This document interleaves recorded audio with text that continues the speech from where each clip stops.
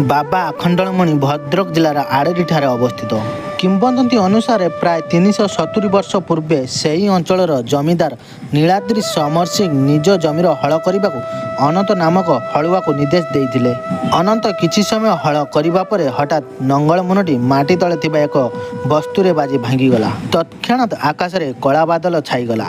प्रचंड घड़घड़ी सह बिजुली चमकिबार लगिला। लुहार निर्मित फालटी भांगी जाइथिबा सहित प्रकृतिर अवस्था देखि अनंत वस्तुतिर चारिकड़ू माटी आड़े देला। आड़े देखते एक कला मुगुनी पथर देहरु रक्तर धार बैतरणी नदी आड़क बही जाउछि।